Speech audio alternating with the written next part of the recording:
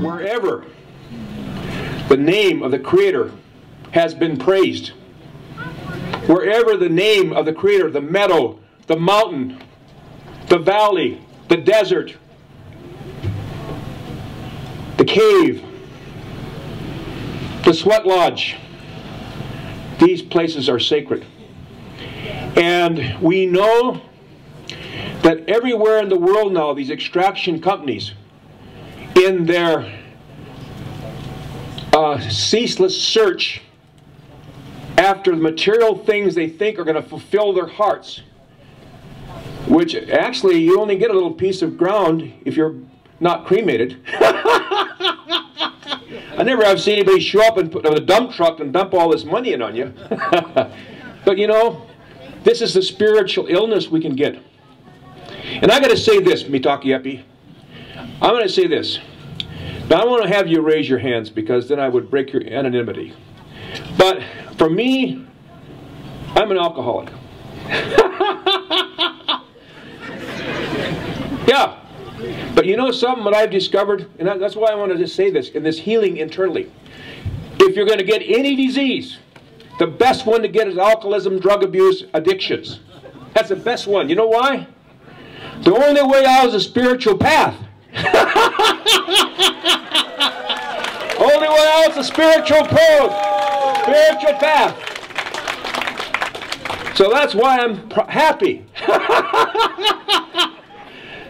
You know, at the same time, we know our journey is to become free and severed from all save the Creator. To be free and severed from all save the Creator. And that's not to say when we're sick, we shouldn't go to competent physicians. Whether they're competent physicians or spiritual indigenous doctors that have medicines can help us, or are competent physicians who've learned through Western medical science. Both of them are gifts from the Creator. But Mitaki Epi, we've got to be careful about self-medicating. You know, you go to a competent physician, that's good. But you decide you're going to self-medicate here, you've got to watch out. You know, because whatever we take in ourselves that keeps us from being natural, and there's times we need those medicines, you know, that will keep us from experiencing the highest. So no lectures here, but you know, I'm thankful I'm an alcoholic. I'm thankful for the spiritual understanding that I am not in charge of this deal. And I have to bring myself to account every day. Because we're going to come to a reckoning. And that's exactly what's going on in the world today. We're coming to a reckoning. And I look back 40 years ago, and those elders before that were telling us that there's going to be a reckoning. A time not in this right here. We know we cannot continue to destroy the very foundations our future generations need for life. And so my prayer is that we know we have the spiritual foundation. That's been said. It's emerging every place. Everywhere. Everywhere that spiritual foundation is strong. Strong. And now comes the time of action. Collective action. That there's some places you can't drill your oil wells. There's some places you can't cut into Mother Earth. There's some places you can't cut Mother Earth's hair. There's some places you can't dig up her skin. There's places you're not supposed to drill holes inside of her and suck her blood out. There are places you can't drill holes and put things and blow her bones up. But we can do this together without anger, with all of us arising. It's just like those relatives. Think about this thing that happened in Egypt. I know there's all political sides of this. But you know those millions and millions of people? Many of them didn't have Facebook. Many of them had no access to anything, but they were close people to each other. And they knew that they couldn't put up with this foolishness of a few people having all the power and control while the rest went hungry for $2 a day. Millions and millions. And by the way, 3 billion of our relatives are living on $1 or $2 a day. 2 billion, I mean over 3 billion. And what happened? There was no Gandhi. There was no one leader. No, the people rose up. And that is what we have as community. Because it's community that's going to be able to allow us to get through this. It's community. With our children in the center. And our sisters protected. Let's have to make one note here. I just saw the statistics coming out, Mitaki Epi. I wanted to say this. I'm not saying this to bring our gathering down, but it's one of the areas of action we have to take. 1 out of every 3 of our Aboriginal sisters have been sexually abused, have been raped. 1 out of every 3. So that's why. What? Same as the white world. Same as the white world. Okay. So we got an issue to deal with.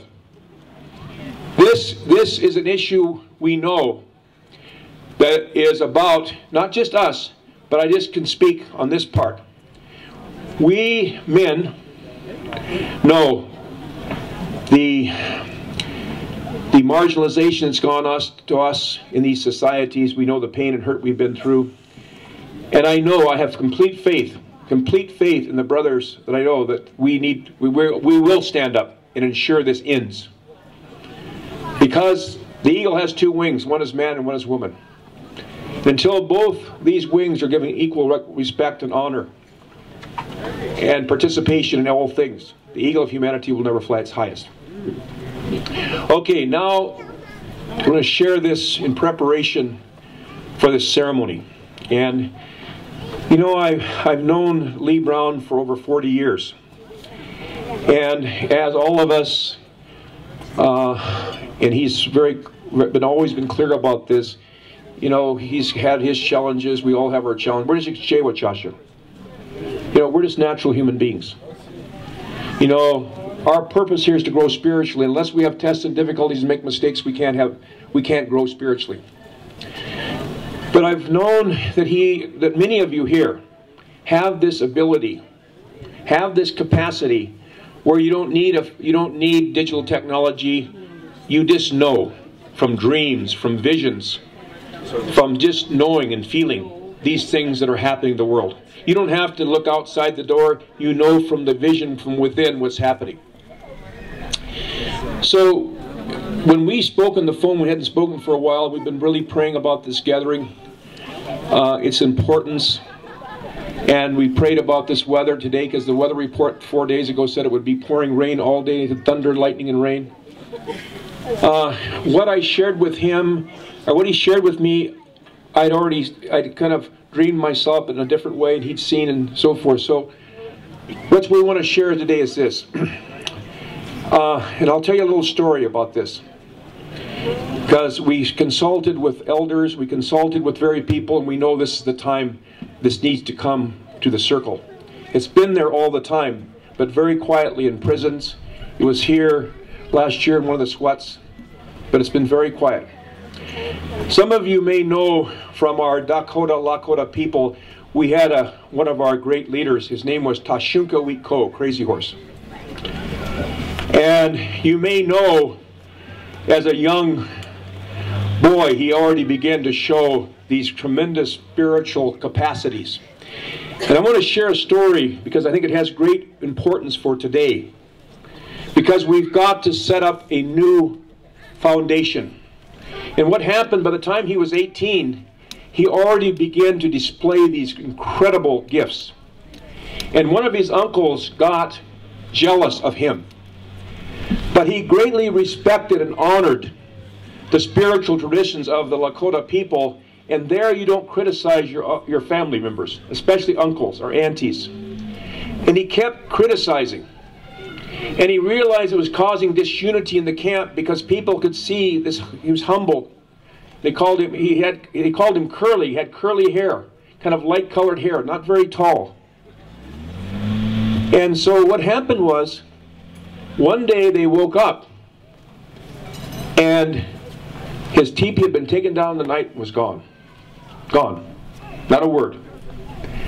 And they looked and they found him. He camped about 18 miles down this creek.